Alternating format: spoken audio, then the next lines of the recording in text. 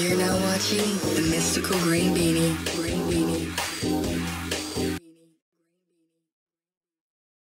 Hey, what's going on, dudes and dudettes? I am the Mystical Green Beanie, and welcome to my review for Avengers Endgame.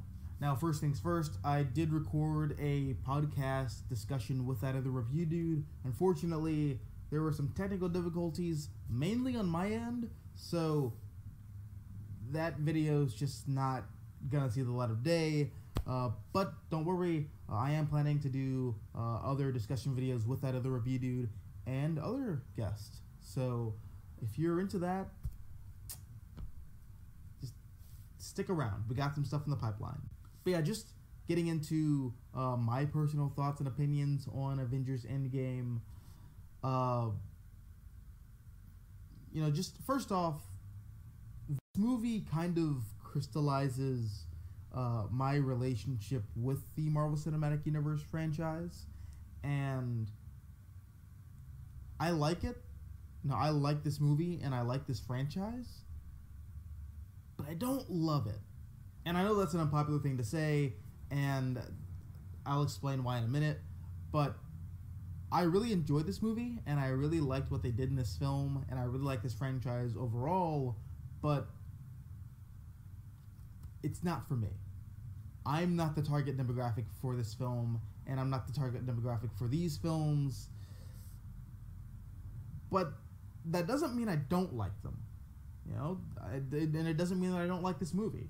I just recognize that, I'm not who they're aiming this product towards, because this movie is a celebration of the Marvel Cinematic Universe, and it is a love letter to Marvel Cinematic Universe film fans. I am not a Marvel Cinematic Universe fan. I wouldn't call myself a Marvel Cinematic Universe fan. I am more so a Marvel Comics fan, and the movies are just a bonus. And I feel that way with all adaptations. I love comics first and foremost. Everything else is just icing on the cake. TV shows, movies, video games, whatever. It's not the end-all be-all for me, like it is for a lot of other people. But now that that's out of the way, let's get into some positives and negatives. And as always, we're going to start out with some positives. For me, the biggest highlight of the film is the acting. I feel like there were some really solid performances in this movie. Namely, Robert Downey Jr. I think he's amazing in this film. And I say that because I feel like in a lot of the other MCU films, he's kind of just on autopilot having fun with this role. And that's okay. That's really good. It's good to have fun in the role that you're playing as an actor. But a lot of times I just feel like he's playing himself and he's not actually playing a part. But in this movie, I really felt like he was playing Tony Stark. I felt like he was playing a role. And I really liked how he played it, because this is a wonderful send-off for that character. This is a great finale for Tony Stark. And I guess I should probably say spoilers, because this video is going to have a lot of spoilers in it. But Tony Stark dies. And I like how this film gives that character closure. And I'll get to that in a second, but I really liked the high note that Tony Stark goes out on, and I really liked the high note that Robert Downey Jr. can exit this role out on. I also love Paul Rudd in this movie, which is funny because I'm not a huge Ant-Man guy. I watched the first Ant-Man movie. I thought it was basically like Discount Iron Man. I didn't see the second Ant-Man movie, but I've been told it's pretty fun. But I really loved Paul Rudd in this movie, and there's a lot of scenes that he has that are wonderful, but for me, the big scene that he has is when he comes out of the quantum realm, and it's 5 years after the snap. He's been lost, and he's just roaming around San Francisco, and he gets to his house, and he sees his daughter for the first time. He sees Cassie for the first time, and it's this beautiful moment where, he's surprised to see her. She's definitely surprised to see him, and that was one of those moments in this film that really just kind of hit me here. And speaking of moments that really hit me in an emotional place, the opening with Hawkeye and his family, that was really well handled. But yeah, no, I really liked that opening sequence. That was beautiful.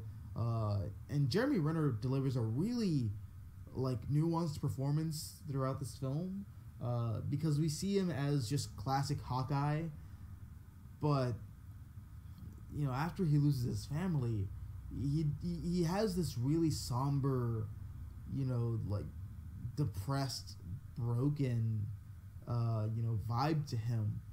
You know, one of my favorite scenes with him is, you know, after he kills a bunch of Yakuza in Japan, Black Widow walks up to him and she's like, "Hey, Clint, we might have a solution to the whole Thanos problem." And he just looks at her and says, "Don't give me hope."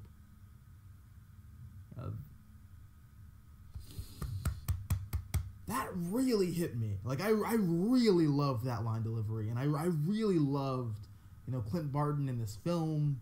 You know, that scene where his wife calls him after, you know, the Hulk reverses the snap with the makeshift Infinity Gauntlet. That was beautiful. But as much as I loved those actors and these performances, the performance that really hit me in a place was you know, Steve Rogers, Captain America, played by Chris Evans.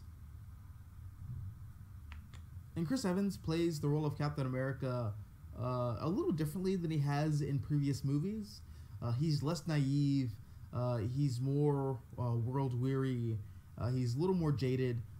But he's still Captain America. And we get to see those subtle differences between, you know, the way he played the role previously and the way he plays the role in this film. You know, like there's a time travel sequence where he meets his past self from the first Avengers movie, and he's playing the role that he was playing in that film, but he's also playing the role that he was playing in this film.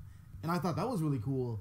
And, you know, we get to see how different of a person, you know, 5 years later Cap is compared to Cap from 6 years ago. But yeah, acting all around was great in this movie. And something else that I really liked was just the spectacle of this film. And when I say spectacle, I don't necessarily mean the CGI, because some of the CGI is a little wonky here and there. But what I mean by that is, you know, the imagery, you know, the visuals, you know, like how some of, you know, the imagery made you feel, what it was supposed to make you feel. That's the stuff that I mean when I say, you know, the spectacle. And I can't wait for this movie to come out on digital, because there are certainly some images that I want as like screensavers on my computer, because oh my god, this film is shot beautifully. The Russo brothers did an amazing job. I don't know who the director of photography was for this film, but they did an amazing job as well. You know, the scene that I immediately think of when I think of spectacle is the scene where Steve is holding Mjolnir and he's just watching as Thanos' ship is exploding into pieces after, you know, Captain Deus Ex Machina comes in and saves the day. And, you know, that was amazing. Also, the scene where Tony has the Infinity Stones on his glove and, you know, he's like, "I am Iron Man," before he snaps. That was amazing. And also the bit where the Milano, you know, goes through hyperspace. That was really cool. But yeah, it's a beautiful film to look at, and there's a lot of, you know, wonderful imagery that this film conveys. And something else that I really like in this film is something that the medium of film has over comics, and that's the fact that with this being a movie, it can give a lot of these characters, you know, definitive endings. And I've talked about this in videos before, but that's one of the problems that I have with comics, is that, you know, a lot of these characters are just going to keep going forever, despite the fact that, you know, a lot of them have had character arcs that have wrapped up, and you can kind of just leave them be. But since comics is an ongoing medium, that's not going to happen. Like for Daredevil, I've already talked about how Born Again is an amazing finale for that character, despite the fact that there have been writers who've taken on the character afterwards, and there have been artists who've drawn the character afterwards. Same with The Flash. I feel like Jeff Johns' initial run on Wally West is the perfect ending for that character, and after reading Heroes in Crisis, I feel like that definitely should have been the ending of that character. But again, He's a character who lives in a living, breathing, ongoing universe, so he's never really going to have an ending. Same goes for the X-Men after Grant Morrison's run, or, just characters like Damian Wayne or Elektra Noxious, who are characters who I feel had definitive endings, but were brought back because they're popular or whatever. So that's a problem that I have with comics, and this movie can circumnavigate that because it's a movie. And even though I have problems with the way some of these characters get their endings, I like the fact that they get them at all. For example, Tony Stark, I love that he has that great moment where he gets the Infinity Stones and he's like, I am Iron Man, and then he saves the universe, which is a great character moment because this is a character who is the ultimate narcissist, and this is a character who also started having panic attacks because of the events of the first Avengers movie, and he realized that humanity wasn't alone in the universe and everything that he'd known previously was just wiped away, and that really messed with him. And I like that character that character gets infinite power and he saves the universe. That's really cool. Now, once you start to think about it, it starts to break down a little bit because it doesn't make a lot of sense for Tony Stark, who is a mortal man, to be able to wield the Infinity Stones at all, when it's explicitly stated in previous Marvel films that just holding one alone can make you do your best impression of a suicide bomber. But Tony Stark can hold them because he's the most important character in the universe. Again, it's a great character moment, but from a plot perspective, it doesn't make a lot of sense. And it really breaks down once you consider the fact that 15 minutes earlier, Bruce Banner was holding the Infinity Gauntlet, and he damn near turned his arm into a chicken wing just trying to undo the snap. And I guess you can get around that by saying that Tony Stark dies, but I just have a problem with him holding them at all, because he's a guy, and the Hulk is like, he's the Hulk. He's the sum total of like 6 quadrillion nuclear explosions going off, and he could barely do it. So how is Tony even holding them? But again, just don't think about it. Same goes for Steve Rogers. I like the fact that he gets the ending that he gets, and I like the fact that he becomes Old Man Cap, and got a happy ending with Peggy Carter. But there's some ethical questions that I have regarding time travel with him. But again, I like the fact that he does get the ending that he gets, because this character deserved it. Also, with me being like a comic book head, I loved a lot of the Easter eggs to classic comic book lore and even modern comic book lore. There's a scene where we travel back to 1970 and we see the classic comic book Ant-Man helmet in Hank Pym's lab. That was really cool. And I also liked the Secret Empire reference where, Steve leans over to the Hydra agents from the Captain America Winter Soldier and he says, "Hail Hydra." That was really cool. I wasn't expecting that, but I love that a lot. I mean, I'm also one of the 3 people in the entire universe who liked Secret Empire, but I like the reference a lot and I like the story a lot, so it's a win-win for me. There's also a reference to New Asgard, which I'm pretty sure is from the J. Michael Straczynski run on Thor, and there was also reference to Captain America using Mjolnir, which I think is from Avengers Forever, but I'm not sure. I'm not a huge Avengers comic book reader, but if anyone knows the exact, reference to the comic book that's, homaging, let me know down below in the comment section, because I'd like to know. I'd like to read that book one day, or, pick it up. But, yeah, no, that was really cool. But, yeah, no, I like the fact that, as much fan service there is in this film for fans of the Marvel Cinematic Universe, there were, references to, classic Marvel lore for comic book fans as well. Those are my big positives. But yeah, let's get into my negatives now. And, the first negative I have is just coming from me as a comic book reader. And I feel like, as far as adaptations go, this movie not only misses the point of Infinity Gauntlet, but it also overcomplicates a pretty straightforward story. And that's not me saying that adaptations have to be one representations of what happens in the books. As I said in previous videos, I like the fact that a lot of movies and TV shows and video games take liberties with a lot of the source material. And in fact, I feel like in most cases, it works to the benefit of the stories. You know, I like how Spider-Man PS4 is basically an adaptation of Brand New Day, but it makes some changes that I think actually make Brand New Day better. Or how James Mangold's Logan is a better version of the Old Man Logan story by Mark Millar, and in my opinion, a better version of The Death of Wolverine by Charles Soule, I think.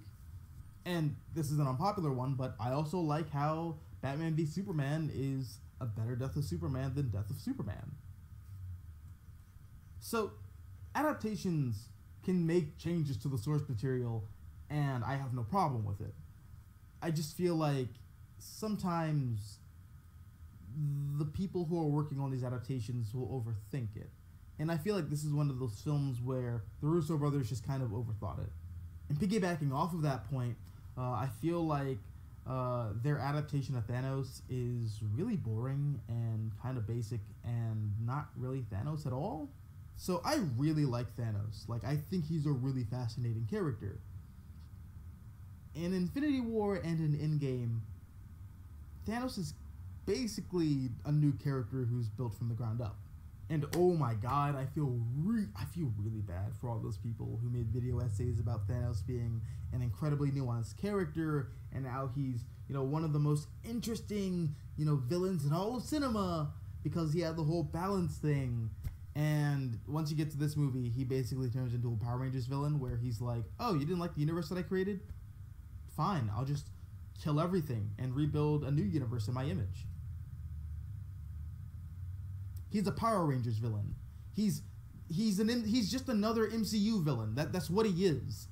And I feel like that's kind of boring because Thanos is a really nuanced character, and I think he's a really interesting cosmic entity in the Marvel universe, and this film just kind of doesn't really, like, you know, do anything interesting with him, and that kind of sucked. Also, a lot of stuff in this movie is kind of wonky and just, it's hand-wavy and borderline lazy, in my opinion. Specifically the time travel stuff, a lot of it doesn't make sense, a lot of it's just there for fan service, and I liked it. You know, I thought it was really fun to have those fan servicey moments, but it retroactively makes a lot of problems in previous MCU films, and does make some problems for the MCU moving forward. You know, for example, you know, something I already brought up was the Captain America Hail Hydra moment. That's a really cool moment, and that's really good fan service. But moving forward, how does that affect the MCU timeline? Because once you get to Winter Soldier and Steve Rogers starts rebelling against S.H.I.E.L.D., all the S.H.I.E.L.D. agents are going to be like, dude, what the fuck? You totally Hail Hydra back in 2012 in the first Avengers movie. Also, Steve is going to go into Winter Soldier knowing that Bucky's alive? So, that's weird. And apparently the ending of the Avengers doesn't matter because this is a universe where Loki stole the Tesseract and went through time and space. So, one, that undercuts Loki's death from Infinity War, which really sucks. And two, how does the first Avengers movie end? More than that, how does Thor the Dark World happen? I mean, I don't really care because Thor the Dark World kind of sucks, but, like, that movie's still really important in regards to the MCU. So that's really confusing. Also, there's a whole thing where Steve goes back in time, and again, great moment and great payoff, but as a plot, it doesn't make a lot of sense. So you mean to tell me that Steve was always there in the Marvel Universe in the background, and he just watched everything happen after he went back in time and lived his life with Peggy? So this was always going to happen. But that means that this was always Steve's destiny. But if this was always Steve's destiny, how come Thanos from the past comes to the future and then dies, but the events of Infinity War still happen. Like, that's really confusing, and I really do not understand this at all, because after Thanos dies, Infinity War shouldn't have happened at all. But that's really confusing. That's all I'm gonna say. That's really confusing. Also, like I already mentioned, Tony Stark getting the Infinity Gauntlet, that makes no sense whatsoever. Again, cool character moment, but when you stop to think about it, it's just really weird. Then there's the whole thing with the 5-year time skip. Now, I know what the Russo brothers were trying to do with that. They're trying to establish that the last film had some serious stakes, and, this film was, like, deathly serious. However, it does bring up some questions in regards to, like, world building and whatnot. So, for the people who vanished, when they all came back, 5 years felt like nothing more than a fleeting second.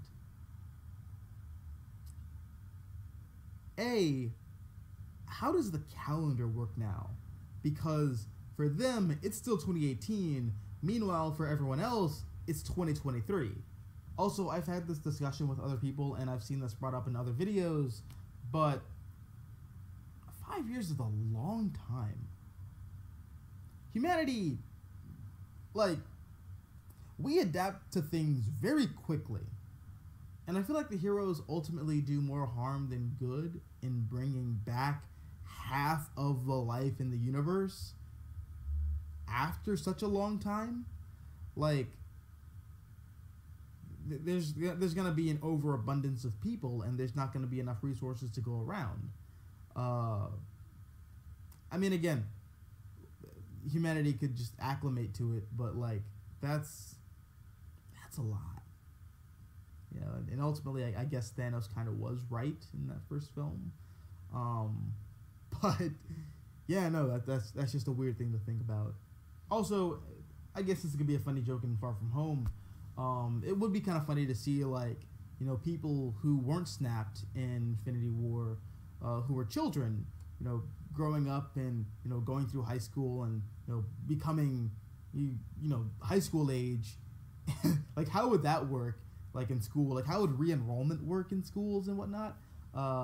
So there's just some funny, like, there's some don't think about it stuff in this movie, and that's just one of them. And another issue that I have with this film is that it really cements the fact that this franchise has no idea what to do with Thor.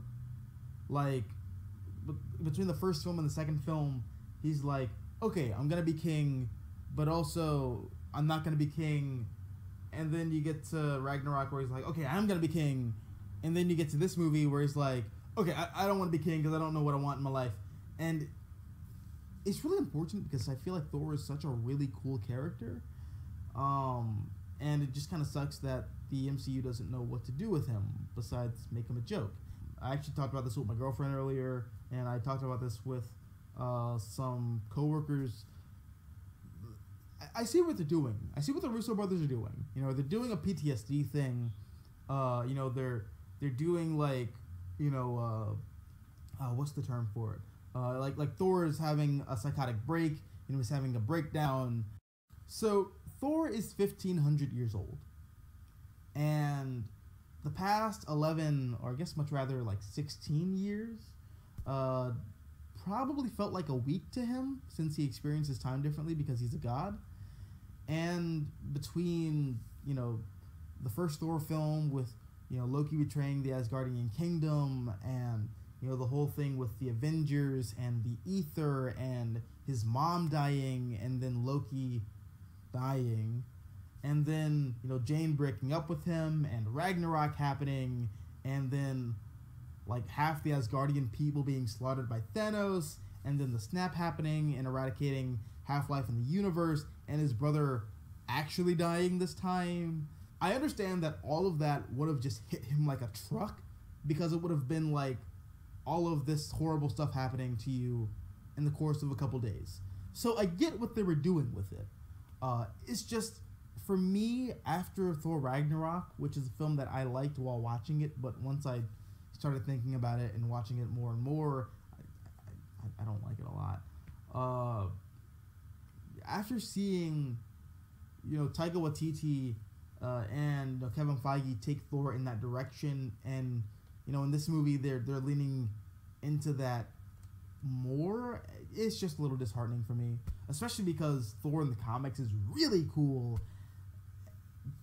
and a lot of people just aren't going to know how cool Thor really is. They're just going to see him as a joke because the MCU is their Thor. This is the Marvel Universe. This is, their Thor, and that's kind of sad, I feel, because Thor is a really cool character in comics, and it just kind of sucks. But yeah, guys, I like this movie. I thought it was fun. I appreciate it for what it is. I think it is a fun fan service engine, and I think that it is a beautiful love letter to the MCU and the MCU fandom. But I've been talking for a long time. This is coming in like 47.5 minutes. I've been talking for forever. So what about you? I'm gonna hand this off to you guys. What did you think of this movie? Did you like it? Did you not like it? What are your thoughts on my thoughts regarding this film? Do you agree with me? Do you feel like this film wasn't for you, but you appreciate it for what it is? Let me know down below in the comment section. Also, if you like this video, hit the like button, share, support the channel, and if you want to see more content like this, all you have to do is subscribe. I'm the Mystical Green Beanie. Thanks for watching, and as always, until next time, adios, nachos, adios.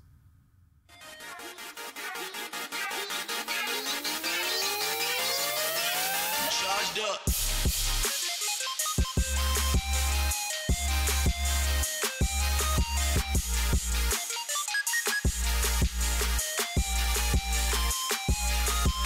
Wait, so does this mean that Captain America went back in time and he let 9/11 happen? Never mind.